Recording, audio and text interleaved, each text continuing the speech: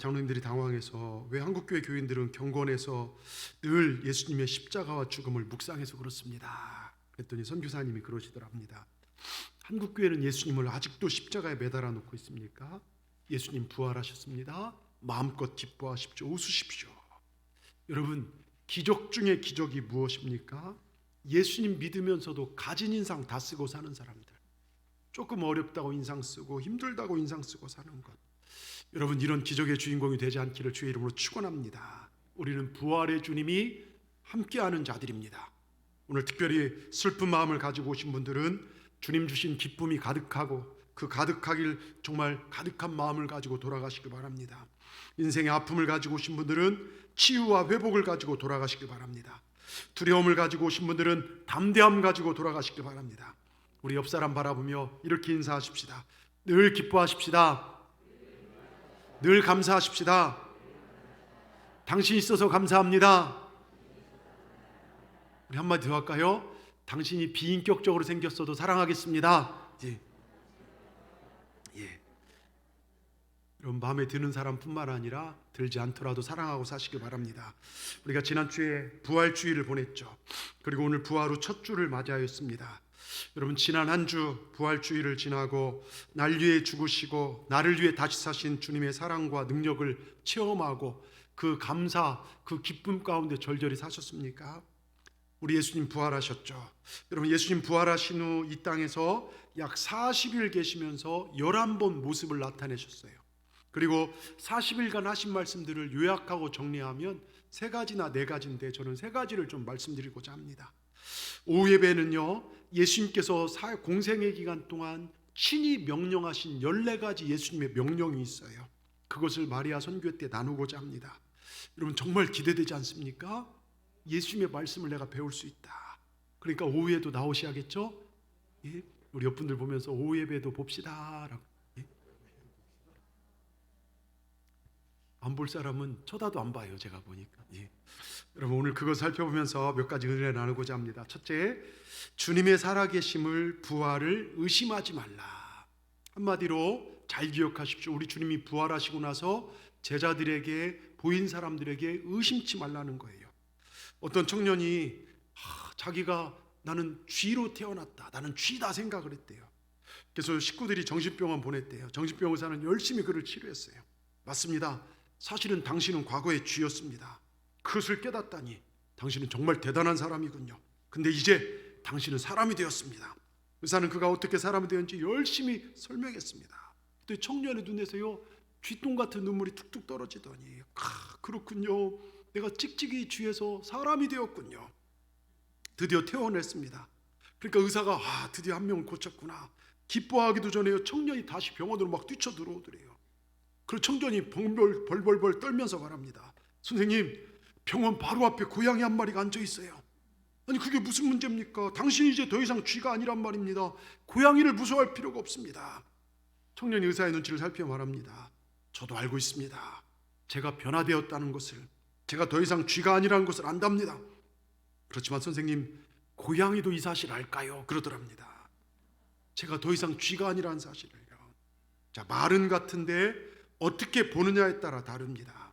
교회를 다니면서 부활의 은총을 받았으면서 부활에 대한 설교를 무수히 들었으면서도 부활을 믿지 못하고 살아가는 사람들이 참 많이 있습니다. 사람이 죽으면 그것으로 끝나는 것이 아니라 부활하여 영원한 천국에 사는 것을 믿지 못하는 사람이 있다는 거예요. 왜 우리가 신앙생활하면서도 힘이 없고 능력이 없습니까? 왜 신앙생활하면서도 교회 나오면서 기쁨이 없습니까? 왜 신앙생활하면서 애들 학교 가는 것은 지각하지 않도록 열심히 깨우면서 주일 예배는 지각합니까? 왜 신앙생활하면서 도살장에 끌려가는 소처럼 예배에 억지로 나옵니까? 왜 세상의 한 발은 교회에 들여놓고 늘 번민과 고문 가운데 살아갑니까? 왜 주님의 일을 하면서 불평합니까? 왜 마음에 안 들면 쉽게 화내고 짜증냅니까? 그럼 부활신앙이 없기 때문에 그래요. 영원한 나라가 있고 언젠가는 부활하여 영원한 하나님 나라에 산다는 사실에 대한 이 확고한 믿음, 이 믿음이 없기 때문입니다. 왜 예수님의 부활을 믿지 않습니까? 성경의 말씀을 의심하기 때문입니다. 성경 말씀을 하나님의 말씀으로 생각하지 않고 이 설교를 하나님의 음성으로 듣지 않기 때문입니다. 신문이 말하면 잘도 믿죠. 텔레비전에서 어느 기자가 어느 전문가가 나와서 뭐 좋다면 무조건 그거 먹습니다. 건강에 걷기 운동 좋다고 하니까요, 걷는 사람이 엄청 들고 만보기가 없어 못 팔 정도로 팔린답니다. 비타민 좋다고 하면요, 약국에 비타민 정말 사는 사람들이 줄을 서고, 텔레비전 신문에 나온 이야기는요 의심하지도 않고 잘도 믿습니다. 그런데요, 그거 아십니까? 그게 어떤 의도로 쓰여졌는지, 어떤 후원을 받고 어떤 정치적 의도를 가지고, 그래서 한 영화 대목에서 죄송한 표현이지만 국민들은 개돼지다, 이렇게 쓰면 그렇게 따라간다, 여러분 그럴 수도 있다는 것이죠. 그런데 하나님 말씀인 성경은 믿기를 주저합니다. 어떤 분은요 아내 말이라면 100% 믿는데요, 근데 성경 말씀은 잘 안 믿어요. 그래서 어느 가정 남편들을 교육하는 아버지 학교 이 세미나가 있었답니다. 강사가 먼저 이 사람들이 진짜 예수 믿는 사람인지 아닌지 구분하기 위해서 문제를 냈대요. 자, 예수님이 부활하신 를 믿는 사람은 오른손을 들고, 그렇지 않은 사람은 손을 들지 마십시오. 대부분 사람은 오른손을 막 번쩍번쩍 남자들이 들었는데, 근데 하는 사람이 손을 들지 않더래요. 강사가 이 생에서 다가가서 물었습니다. 예수님의 부활을 믿지 않습니까? 그때 마누라가 무서워서 어쩔 수 없이 그 자리에 나온 사람이 말했대요. 사실 오늘 제가 아침에 나오는데 우리 마눌님이 절대로 남자가 많은 곳에 가지 말라고 지시했거든요. 남자들이란 게 모이면 쓸데없는 이야기를 한다니까 피하라고 엄히 말씀하셨습니다. 저는요 남자들 모인데 하는 말은 못 믿겠어요 그러더랍니다. 그렇군요. 근데 저쪽에 보니까 어떤 사람이 들었다 놨다 들었다 손을 이루더래요. 그래서 강사가 그 사람이 가서 물어, 왜 그렇게 손을 올렸다 내렸다 하십니까? 아이고 저도 잘 몰라요. 아침마다 집을 나오는데 마누라한테 오늘 할 일을 다 지시를 받고 나오는데 오늘 아침은 제가 그만 늦잠을 잤지 뭡니까? 그래서 서둘러 나온 바람에 오늘 지시를 못 받고 나왔습니다. 그래서 이렇게 핸드폰으로 전화를 하니까 잠깐만 기다려 주십시오. 우리 아내님이 맞다가 하면 부활 믿고 안 맞다가 하면 전 못 믿어요 그러더랍니다. 여러분, 부활하신 주님께서 우리에게 첫 번째로 도전하신 것이 뭔지 아십니까? 의심하지 말라는 거예요. 복음을 의심하지 말라. 예수님은 도마에게 요한복음 20장 27절에 이렇게 말합니다. 예수께서 이르시되 네 손가락을 이리 내밀어 내 손을 보고 네 손을 내밀어 내 옆구리에 넣어보라. 그리하고 믿음 없는 자가 되지 말고 믿는 자가 되라. 이는 도마에게 하신 말씀뿐만 아니라 이 시대 우리에게 부활을 믿지 못하는 사람들에게 하신 말씀입니다. 사실은 도마뿐만 아니라 제자들도 의심이 있었죠. 그래서 예수님은 제자들에게도 의심하지 말라고 말씀하십니다. 누가복음 24장 38절 39절에 어찌하여 두려워하며 어찌하여 마음에 의심이 일어났냐. 내 손과 발을 보고 나인 줄 알라. 또 나를 만져보라. 영은 살과 뼈가 없으되 너희 보는 바와 같이 나는 있느니라. 여러분, 마음에 의심하지 말라는 것이죠. 오늘날도 예수님 우리에게 부활의 사건을 의심하지 말라고 오늘 저를 통해 말씀하고 계십니다. 우리 기독교인들 중에요, 이 복음의 핵심이 되는 이 놀라운 부활 사건을 믿지 못하는 사람들이 있어요. 이 부활을 제대로 믿는다면 우린 두려워할 필요가 없음을 믿으시길 바랍니다. 어느 중국인 선교사가요, 복음을 전하자 중국 학생이 질문합니다. 중국에는 이미 유교가 있는데 기독교를 전해야 할 이유가 무엇입니까? 그가 대답합니다. 거긴 세 가지 이유가 있습니다. 먼저, 공자는 훌륭한 선생이었지만 구원자는 아닙니다. 우린 선생보다 구원자를 필요로 합니다. 둘째, 공자는 죽었지만 예수님은 부활하셨고 지금도 살아계셔서 역사하신다는 것입니다. 우리에겐 살아있는 구원자가 필요합니다. 셋째, 공자도 하나님 앞에 심판을 받았다는 것입니다. 우린 심판자를 만나기 전에 예수님을 구원자로 만나야 합니다. 그러자 다른 종교를 가지고 있던 학생이 또 물었습니다. 그러나 기독교의 부활 사건은 별로 설득력이 없습니다. 다른 사람들은 두고서라도 예수님을 직접 따라다니면서 예수님이 행했던 기적들을 보았고 죽은 후 부활할 것이라는 암시를 몇 번이나 봤던 제자들조차도 십자가 앞에서 다 도망가지 않았습니까? 제자들도 제대로 못 믿었던 사건을 어떻게 믿습니까? 거기다 절대자니 창조주냐는 하나님의 존재도 믿지 못하겠는데 그의 아들을 지상에 파견하고 그리고 그가 죽은 뒤에 그를 살려줬다는 이 황당한 이야기는 고약한 사기이며 코미디입니다. 더 놀라운 것은 예수가 일으킨 기적이나 부활 같은 일들이 아니라 이와 같은 보잘것없고 허황한 사건들이 어떻게 이렇게 인류의 거창한 기독교라는 종교를 만들어 문화와 세계 역사에 엄청난 영향을 미칠 수 있는가 하는 점입니다. 의기양양하게 따지는 거예요. 원래 중국 사람이 이렇게 잘 따진대요. 그때 선교사가 그렇게 말합니다. 그렇습니다. 맞습니다. 그럼에도 수많은 사람들이 예수님의 부활을 믿고 삶이 변화되고, 변절자인 제자들, 믿지 못한 제자들이 부활의 주님 만나고 그들은 목숨을 초기와 같이 버리고 복음을 위해 살았습니다. 베드로는 예수님이 돌아가신 후 배신자인 자신을 한탄에 후회하며 죄의식으로 괴로워하였고, 고향에 내려가 물고기를 잡으러 가다가 부활의 주님을 만나서 자신의 사명을 확인하고 사람 낚는 어부로 변화되었습니다. 낙심하여 저 엠마오로 내려가던 제자들은 부활의 주님을 만난 후 눈이 밝아지고 심령이 뜨거워졌습니다. 세계 종교사상 그 종교의 창시자가 죽었다가 부활하신 예는 예수님 외에는 없습니다. 예수님의 죽으심과 부활이 없으면 기독교 복음도 구원도 다 헛것입니다. 우리가 제일 불쌍한 존재들일지도 모릅니다. 왜요? 이 시간에 어디 놀러 가도 되고, 여러분들이 교회를 위해 헌신하고 헌금들이 이거는 걸로 뭐 다른 걸 써도 될 것이고요. 여러분, 지난 2000년간 예수님 시체나 뼈라도 발견되었다면요, 그곳은 그냥 관광지로 끝날 것입니다. 기독교는 지구상의 사기라고 사라졌을 것입니다. 근데 예수님은 죽음을 죽이셨고 이기셨고 다시 살아서 지금도 살아 역사하십니다. 예수님의 부활은 역사적으로 논리적으로 입증된 사실입니다. 그 증거가 너무나 많습니다. 그래서 고린도서 15장 16절 18절, 만일 죽은 자가 다시 살아나는 일이 없으면 그리스도 다시 살아나는 일이 없었더이요. 그리스도께서 다시 살아나는 일이 없으면 너희의 믿음도 헛되고 너희가 여전히 죄 가운데 있을 것이요 또한 그리스도 안에서 잠자는 자는 망하였으리니. 여러분, 그렇습니다. 기독교는 죽음으로 끝나 무덤을 믿는 종교가 아니라 성경은 죽음으로 끝난 성인을 기록한 위인전이 아니라는 것입니다. 세상 어떤 종교에도 부활이 없습니다. 왜요? 다 사람이 만들었기 때문입니다. 오직 기독교만이 부활의 종교입니다. 그러니까 예수 외에는 구원받을 만한 다른 이름을 준 적이 없어요. 그래서 교회가요, 사람들한테 욕을 먹는 이유도, 다른 종교들은 자기들끼리 연합도 잘해요. 근데 교회가 욕을 먹는 이유가 뭡니까? 여기 외에는 구원받은 자가 없기 때문에 사탄 마귀는 어떻게 해서든 교회 다니는 걸 방해하고 끄집어내고 우리를 지옥으로 끌고 가려고 하기 때문입니다. 여러분, 오직 기독교만이 부활의 종교입니다. 우리 예수님만이 사망 권세를 이기셨기 때문입니다. 예수님만이 부활을 통해 죄를 청산하시고 우리 삶에 소망을 주시고 영생에 대한 소망으로 채워줄 수 있는 분은 우리 주님밖에 없습니다. 부활은 믿어도 되고 안 믿어도 되는 그런 선택적 옵션의 얘기가 아닙니다. 요한복음 11장 25절 26절 띄워주십시오. 뭐라고 써 있습니까? 예수께서 이르시되 나는 부활이요 생명이니 나를 믿는 자는 죽어도 살겠고 무릇 살아서 나를 믿는 자는 영원히 죽지 아니하리니 이것을 네가 믿느냐? 여러분, 대답해 보십시오. 믿으십니까? 믿으시길 바랍니다. 우리 주님은 죽음을 죽이신 분이십니다. 십자가를 통해 죽음을 두려워한 사람들의 두려움도 죽이셨고, 예수님께서는 죽음의 권세를 가진 마귀를 멸망시키려 죽으셨고, 또한 죽음에 대한 두려움에 사로잡힌 사람을 자유롭게 하기 위해서 사람과 같은 모습으로 우리 죄를 지고 죽으셨습니다.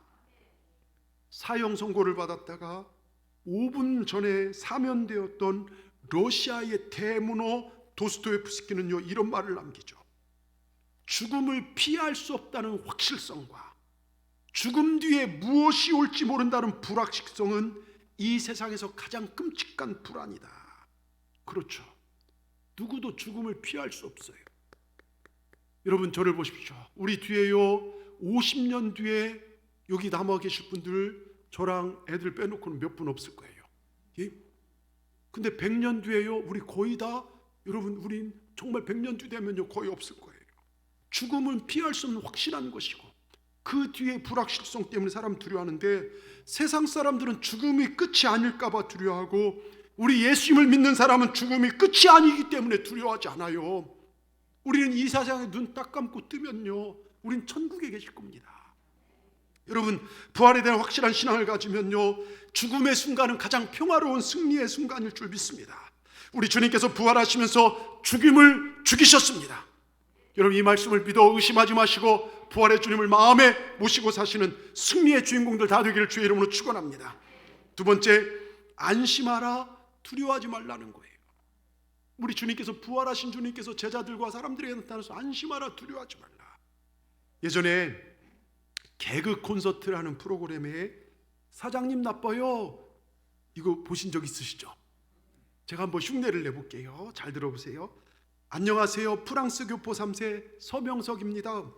저는 한국에 온 지 몇 년 되었어요. 저 처음에 한국에 왔을 때 한국은 간식도 너무 무서운 것 같았어요. 저 점심 먹고 왔더니 과장님이 서명석, 입가심으로 계피사탕 먹을래 했어요. 저 한국 사람들 소피국 먹는 줄 알았지만 계피까지 사탕으로 먹을 줄 몰랐어요. 저 드라큘라도 아니고 무슨 계피로 입가심하냐고 싫다고 했더니 과장님이 그럼 눈깔 사탕은 어때 그러셨어요. 저 너무 놀라서 그거 누구 거냐 했더니 과장님 씩 웃으면서 내가 사장 거 몰래 빼왔어 했어요. 저 기절했어요. 눈 떠보니 과장님 저 보면서 기력 많이 약해졌다며 몸보심해야 한다고 자기 집으로 가자고 했어요. 그래서 저 너무 불안해서 무슨 보시냐 했더니 과장님이 제 어깨를 툭 치며 가자, 가서 우리 마누라 내장탕 먹자 했어요. 저 3일간 못 깨어났어요. 식당 간판 보고 더 놀랐어요. 할머니 뼈다구 해장국 미칠 뻔했어요. 근데 이거 보고 완전 미쳤어요. 할머니 산채 비빔밥. 예? 여러분 보세요. 이해하고 못하고의 차이가 이런 큰 차이가 납니다. 자, 예수님을 믿느냐 안 믿느냐, 복음을 이해하느냐 그렇지 않느냐 차이는요 엄청납니다. 예수 믿고 복음을 알고 사는 자는 두려워할 필요가 없어요. 19세기 영국의 유명한 철학자, 과학자였던 토마스 헉슬리 교수가 신앙인들, 예수 믿는 사람들 비웃었던 대표적인 인물 중에 하나예요. 근데 그의 말년 임종을 지키던 간호사가 우리에게 놀라운 사실을 전해주는데요, 이 헉슬리 교수가 마지막 임종의 순간에 두 눈을 크게 뜨고 하늘을 우러러보고 세 마디 남기고 죽었다는 거예요. 아, 내가 틀렸군요. 예수 믿는 사람 말하던 그 모든 것이 사실이었군요. 나사렛 예수시여, 당신은 부활하시고 살아계시군요. 그리고 숨이 끊었다는 거예요. 여러분, 제가 종종 얘기하지만 저는 장례를 많이 치러본 목사입니다.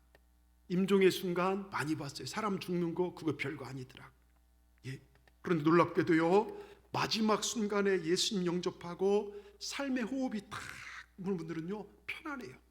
잠드는 거예요. 그렇게 편안해요. 장례도 편안합니다.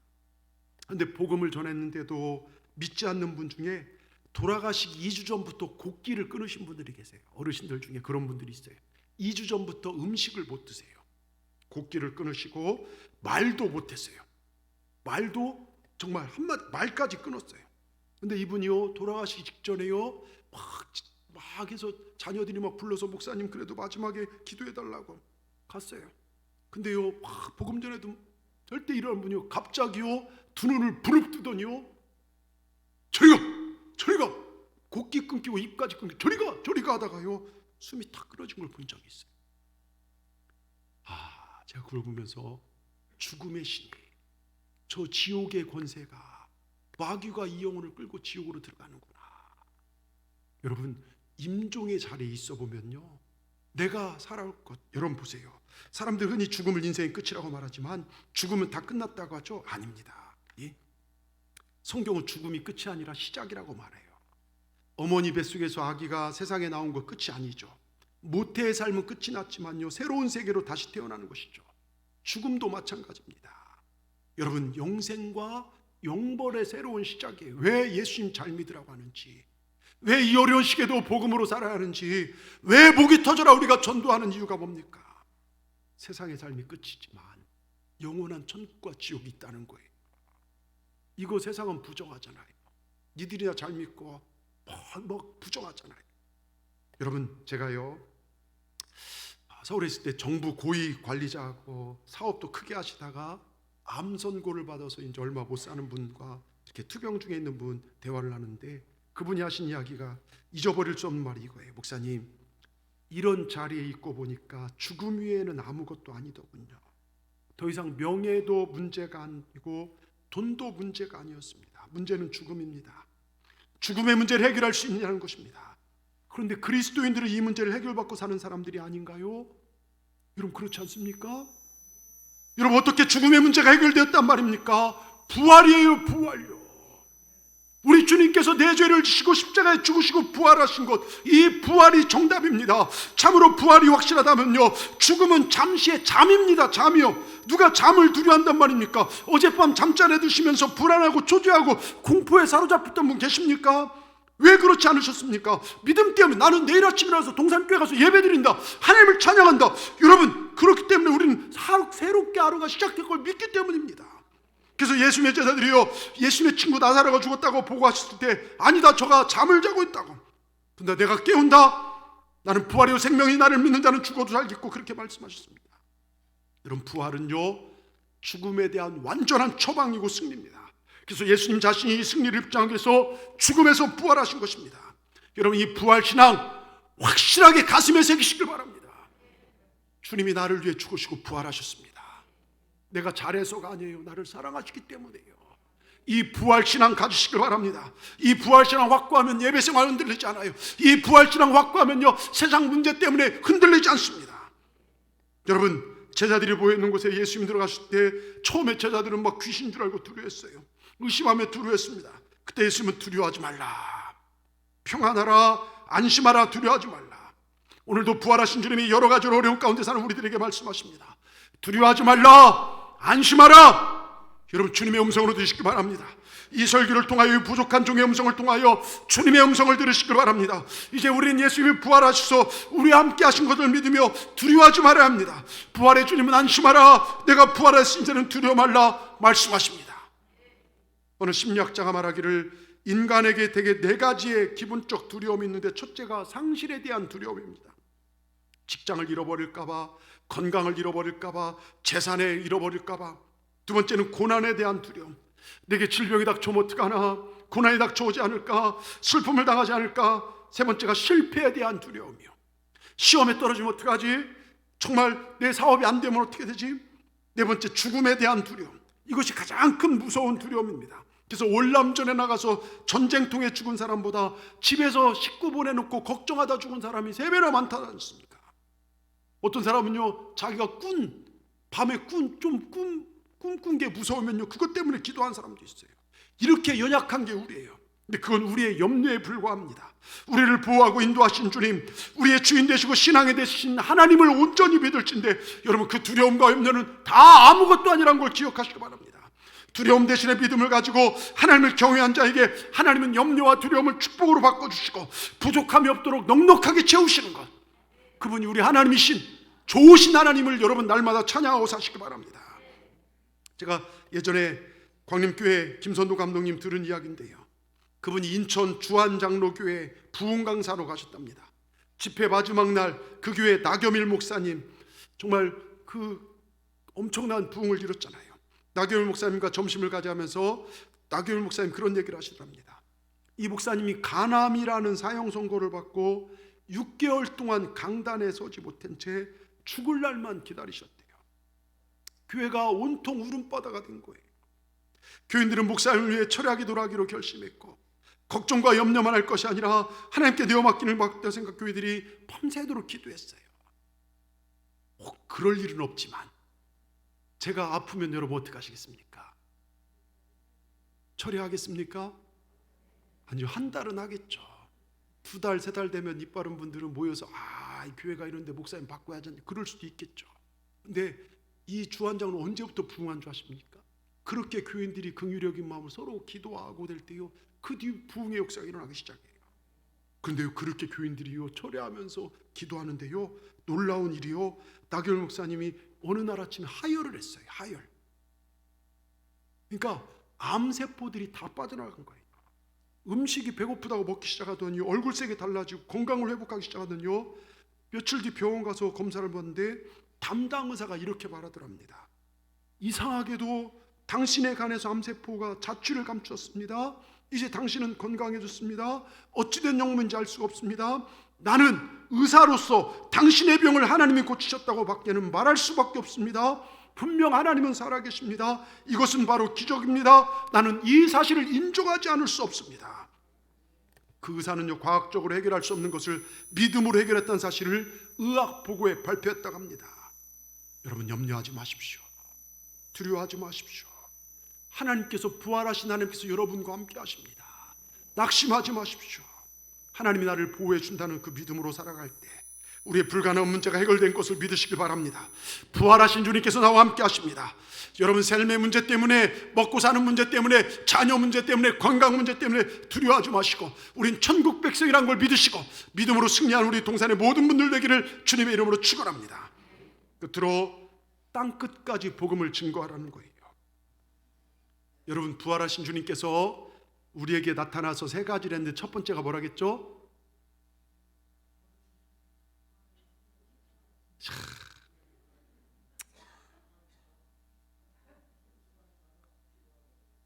네, 몇 명은 아시네요. 몇 명은 뭐였지? 좀 생각을 하고 좀 이렇게 설교를 정신을 바짝 차리고 이렇게 좀 들으시길 바랍니다. 예? 1부 때도 봤더니 다 몰라요. 예? 여러분 뭐냐? 첫째 의심치 말라. 우리 주님 의심하지 말라는 거예요. 두 번째 뭐라겠죠? 두려워하지 말라. 세상 문제 때문에 두려워하지 말라. 세 번째가 뭐라고요? 복음을 전하라. 자, 마태가 들은 부활하신 예수님의 마지막 명령은 마태복음 28장 18절에 20절이지 않습니까? 이것으로 마태복음 끝이 나죠. 여기에 다른 말이 필요 없죠. 하늘과 땅의 모든 권세를 너에게 줄 터이니 모든 족속으로 제자를 삼아 아버지 아들과 성령의 이름으로 세례를 주라. 여러분 마가가 들은 예수님의 마지막 명령 뭡니까? 마가복음 16장에 나오죠. 온 천하에 다니며 만민에게 복음을 전파하라. 누가가 들은 부활하신 예수님 들은 마지막 명령 사도행전 1장 8절 오직 성령이 너희에게 임하시면 너희가 권능을 받고 예루살렘과 온 유대와 사마리아 땅끝까지로 내 증인되라. 선교 명령, 전도 명령이죠. 이게 사도행전의 시작이에요.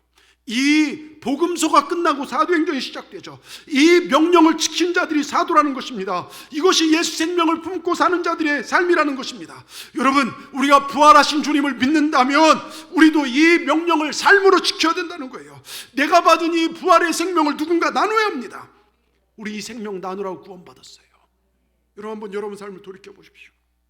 교회 다닌 연수 길죠.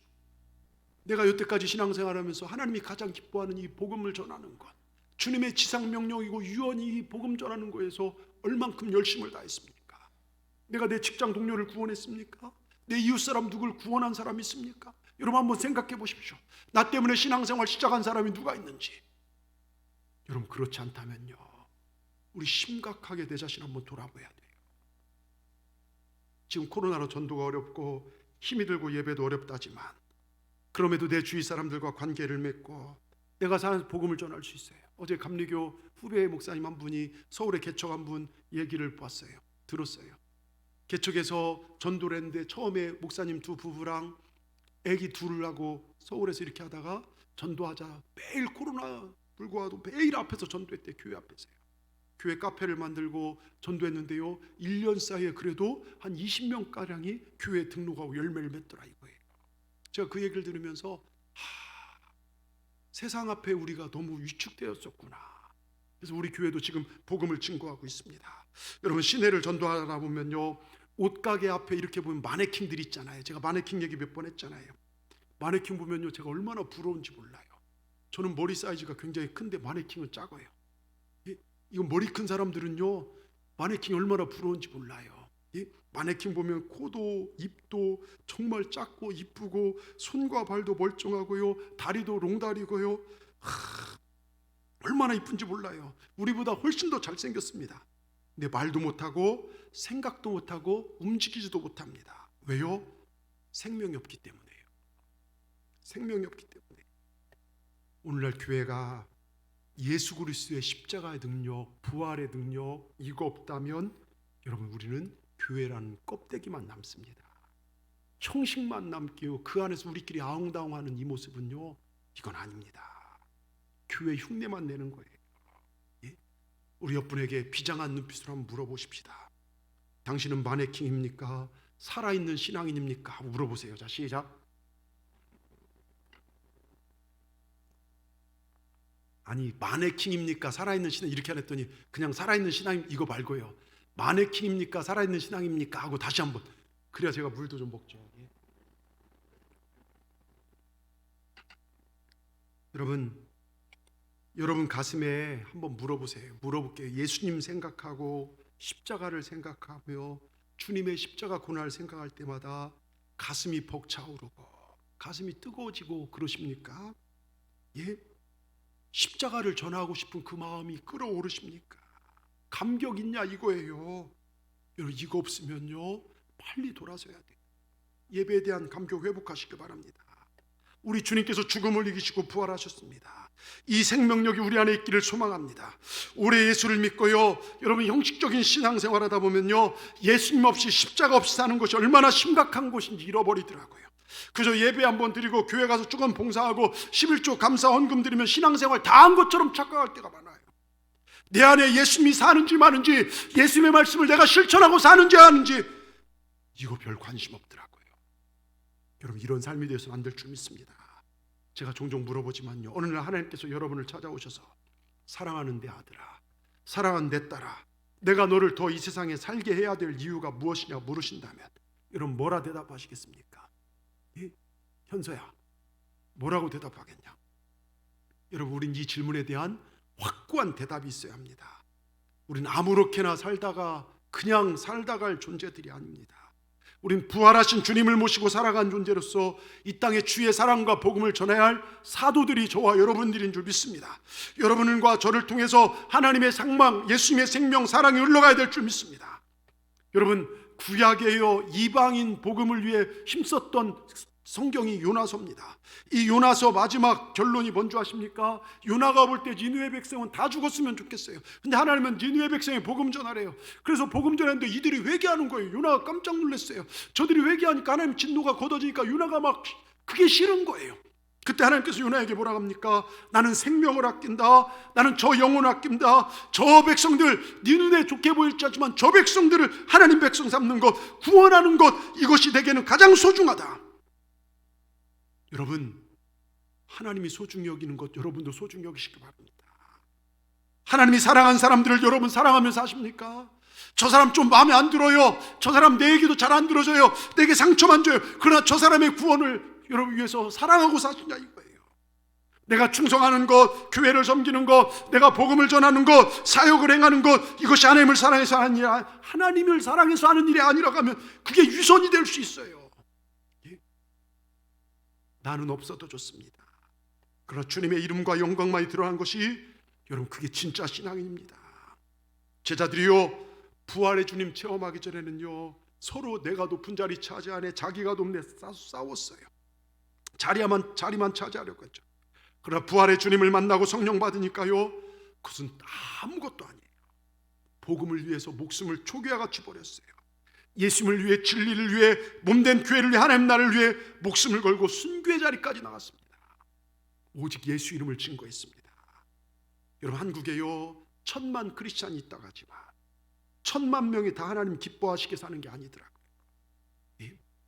생활 자기 좋은 대로 하니까 하나님께서 함께하지 않더라고요. 하나님의 이름을 부르는 1000만 크리스찬 중에도 하나님을 기쁘시게 하는 자와 하나님이 함께 하시더라 이것입니다. 여러분 하나님이 함께 하시면요 주님과 가까이함이 되게 복이다. 하나님 복을 주십니다. 하나님 일으켜 주십니다. 귀신 마귀는요 도적질하고 내 영혼 도적질하고 쓰러뜨리고 멸망시키지만 하나님 우리에게 풍성한 생명 주시기 위해서 예수님 보내주셨습니다. 근데 하나님은요 마음의 원대로 행하신 분이에요. 그러니까 우리는 하나님 마음에 들어야 합니다. 하나님 마음에 드는 것이 예수 그리스도를 전하는 거예요. 제가 자녀들 키우면서요 쟤들이 제 마음에 들고 기쁘면요 뭘 더 주고 싶어요. 제 주머니로 더 주고 싶어요. 근데요 주고 싶다가도요 마음 속상해하고 가슴 아프게 하면 주고 싶고 준 것도 뺏고 싶어요. 여태까지 부모가 준 거 다 물어내라고 막 하고 싶어요. 우리 하나님 그러진 않지만요. 근데 여러분 보십시오. 하나님 마음에 드는 것, 하나님 마음에 드는 것이 의심하지 않는 거예요. 두려워하지 않는 거예요. 그리고 복음 전하는 것입니다. 여러분 예수 그리스도가 여러분의 절대 가치가 되시길 주의 이름으로 축원합니다. 예수 그리스도 이름의 능력이 여러분의 입을 통해 선포되어지길 주의 이름으로 축원합니다. 예전에 한번 말씀드렸지만요 쌍둥이 빌딩 폭파하시죠. 미국의 9.11 테러. 미국이 그것 때문에 들끓고 있을 때요 미국에 이런 이야기 있었죠. 아프가니스탄을 쑥밭을 만들어야 한다. 여론이 90%가 넘었어요. 상원 하원이 일사불란하게 언제 공격하기 좋다고 부시에게 승인하며 주었습니다. 대포 공장에서 밤을 새우며 대포를 만들었고요 오사마 빈 라덴을 죽여야 한다는 것입니다. 전쟁으로 테러범들을 다 처참하게 소탕해야 한다는 것입니다. 42개국 사람이 거기 죽었으니 42개국이 뭉쳐야 하고, 이때 빌리그레암 목사님이 그런 얘기를 해요. 우린 6천 명을 잃었지만 6억을 얻었습니다. 유가족들에게 정말 미안하지만 저들이 희생됨으로 온 세계가 기도하게 되었습니다. 죄는 미워하여도 죄인은 사랑하여야 합니다. 테러범은 미워하여도 테러범이 있는 나라는 사랑하여야 합니다. 여러분, 이게 복음의 사람의 삶이죠. 그래서 어떻게 합니까? 아프가니스탄 난민들에게 오히려 3억 불 이상 양식을 보내줘요. 여러분, 이 쌍둥이 빌딩이 무너져 낼 줄은 꿈에도 몰랐죠. 84층의 비행기가 쳐들어갑니다. 이 보스턴을 떠나 LA까지요 가던 비행기가 기름이 가득 들어 있습니다. 방금 뜬 비행기죠. 그 많은 기름에 불을 붙고 폭발하니까요, 쇠들이 녹아내려 버렸어요. 그때요, 84층 위에 있던 100층에 있던 한 사람이 뛰어내려와서 기적적으로 살아난 것, 그 간증이요, 미국에 굉장히 도전을 줬던 것이 있어요. 그 사람 비행기가 폭발하여 불길에 쌓이면서 전기가 나가서 암흑천지가 될 때, 그때 음성 하나가 로마서 10장 13절, 누구든지 주의 이름을 부른 자는 구원을 받으리라. 이 말씀이 순간 생각났어요. 그래서요, 뛰어내려오면서 계단을 나오면서 하나님, 예수님만 불렀습니다. 막 입에서 예수님, 하나님만 소리냈습니다. 그런데요, 예수님을 부를 때마다 불길에 쌓여있는 계단을 뛰어내리기 시작한데요, 주의 이름만 보면 불길 속으로요 길이 보이기 시작합니다. 우왕좌왕한 사람들을 몰고 계단을 뛰어내리기 시작합니다. 그를 따른 사람들에게 외쳤습니다. 하나님 이름을 부르세요. 예수 이름을 부르세요. Call God, call Jesus. 50분 정도를 뛰어내려왔습니다. 정신이 없습니다. 머리가 다 타고 옷이 다 그을렀죠. 보니까요, 뒤에 수십 명이 따라 나왔어요. 자기가 헤쳐놓은 길로 따라 나왔습니다. 그들이 밖으로 나오는 얼마 있다가 건물이 쫙 무너져서 수많은 사람이 죽죠. 이 간증이요, 온 미국을 덮었고 화제가 되었어요. 그런 예수 이름으로 수많은 사람을 구원했습니다. 여러분, 예수 이름이 생명을 내신 믿으십니까? 로마서 10장 13절, 누구든 주의 이름을 부르는 자는 구원을 받으리라. 여러분, 예수 이름을 부르면 구원을 받음을 믿으시길 바랍니다. 예수 이름이 저주를 물리치고 복을 가져온다는 걸 믿으시길 바랍니다. 예수 이름이 불길을 뚫고 무너지는 건물에서 생명으로 인도한 사실을 믿으시길 바랍니다. 예수 이름이 귀신을 벌벌 떨게 만들고 악령을 쫓아내며 우리에게 평안함 주심을 믿으시길 바랍니다. 이 예수 이름을 만방에 전하십시다. 예수 이름을 부르는 자는 구원을 받으리로다. 예수 이름을 전한 자에게 복이 임하리로다. 다 같이 큰 소리 아멘 하십시다. 기도하겠습니다. 하나님 감사합니다. 부활 후 첫 주일을 맞이하게 하시니 감사합니다. 우리에게 부활의 능력, 예수 이름의 능력을 허락하시니 감사합니다. 그 이름의 능력을 내게 주신 줄 믿습니다. 주님의 부활을 절대로 의심하지 않게 도와주시옵소서. 또한 그 예수님께서 언제나 나와 함께 하시니 우리가 정말로 주님 안에서 거하며 주님 기뻐하는 삶을 살도록 두려움을 떨쳐내고 믿음으로 승리한 우리 모두가 되게 하여 주시옵소서. 주님 부활하시며 승천하시면서 우리에게 땅끝까지 이르러 내 증인되라고 하셨사오니 부활의 증인되어 예수 이름을 만방에 알리는 우리 모두가 되게 하여 주시옵소서. 이 예수 이름을 믿는 자와 전하는 자가 복이 있음을 알게 하여 주시옵소서. 예수의 이름으로 감사하며 기도드리옵나이다. 아멘.